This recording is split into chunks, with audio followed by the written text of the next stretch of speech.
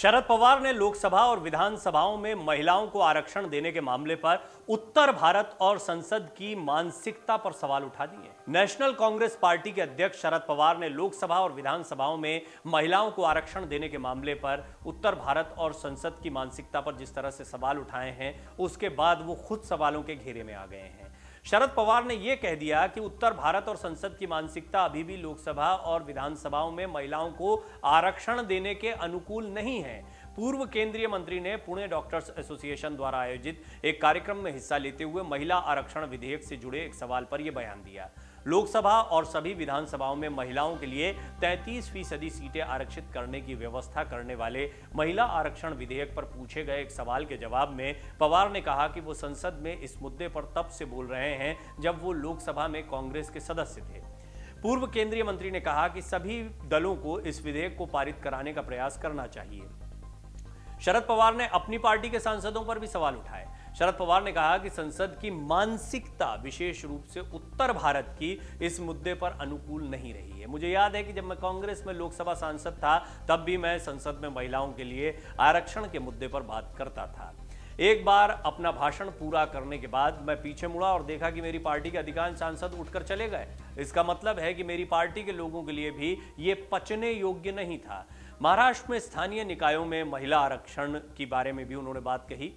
उन्होंने कहा, जब मैं महाराष्ट्र का मुख्यमंत्री था तब स्थानीय निकायों जैसे जिला परिषद और पंचायत समिति में महिलाओं के लिए आरक्षण की शुरुआत की गई थी। शुरू में इसका विरोध किया गया था, लेकिन बाद में लोगों ने इसे स्वीकार कर लिया था। 1999 में शरद पवार की पार्टी राष्ट्रवादी कांग्रेस पार्टी के गठन के बाद से 81 वर्षीय शरद पवार पार्टी के अध्यक्ष हैं।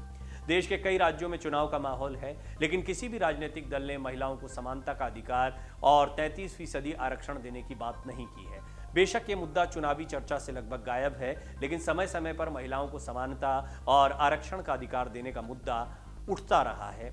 तो आइए अब हम आपको बताते हैं कब कब उठा महिला आरक्षण विधेयक का मुद्दा, जिस पर उत्तर भारत की मानसिकता पर ही सवाल खड़े कर दिए शरद पवार ने। पहली बार वर्ष 1974 में संसद में महिलाओं के प्रतिनिधित्व का मुद्दा भारत में महिलाओं की स्थिति के आकलन संबंधी समिति की रिपोर्ट में उठाया गया था। राजनीतिक इकाइयों में महिलाओं की कम संख्या का जिक्र करते हुए रिपोर्ट में पंचायतों और स्थानीय निकायों में महिलाओं के लिए सीटें आरक्षित करने का सुझाव दिया गया। 1993 में संविधान में 73वें और 74वें संशोधन के तहत पंचायतों और नगर पालिकाओं में महिलाओं के लिए 33% सीटें आरक्षित की गईं। 1996 में महिला आरक्षण विधेयक को पहली बार एच.डी. देवेगौड़ा सरकार ने 81वें संविधान संशोधन विधेयक के रूप में संसद में पेश किया, लेकिन देवेगौड़ा सरकार अल्पमत में आ गई और 11वीं लोकसभा को भंग कर दिया गया।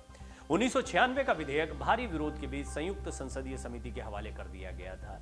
1998 में तत्कालीन प्रधानमंत्री अटल बिहारी वाजपेयी ने लोकसभा में फिर से विधेयक पेश किया, लेकिन गठबंधन की मजबूरियों और भारी विरोध के बीच ये लैप्स हो गया। 1999, 2000, 2003 में से फिर लाया गया, लेकिन नतीजा वही ढाक के तीन पार। 2008 में मनमोहन सिंह सरकार ने लोकसभा और विधानसभाओं में 33% महिला आरक्षण से जुड़ा 108वां संविधान संशोधन विधेयक राज्यसभा में पेश किया। इसके 2 साल बाद 2010 में तमाम राजनीतिक अवरोधों को दरकिनार कर राज्यसभा में विधेयक पारित करा दिया गया। कांग्रेस को बीजेपी और वाम दलों के अलावा कुछ और अन्य दलों का साथ भी मिला, लेकिन लोकसभा में 262 सीटें होने के बावजूद मनमोहन सिंह सरकार विधेयक को पारित नहीं करा पाई। लोकसभा में अब भी महिला आरक्षण विधेयक पर लुका छिपी का खेल चलता रहता है और सभी राजनीतिक दल और सरकार इस पर सहमति बनाने में असमर्थ दिखाई देते हैं। समर्थन सब करते दिखाई देते हैं।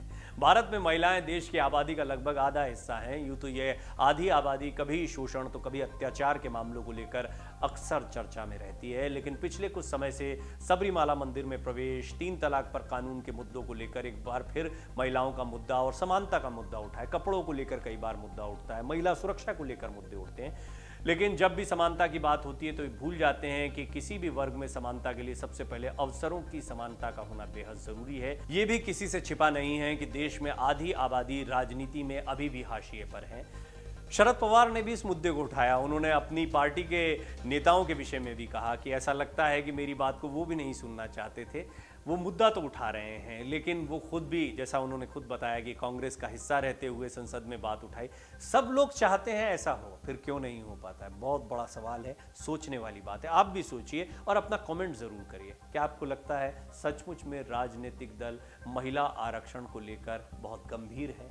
और यदि गंभीर हैं तो वो क्यों इस विधेयक को पारित नहीं करवा पाते हैं? क्या पूरे मन से कोई तैयार नहीं? आपको क्या लगता है? आप अपना कमेंट जरूर करें।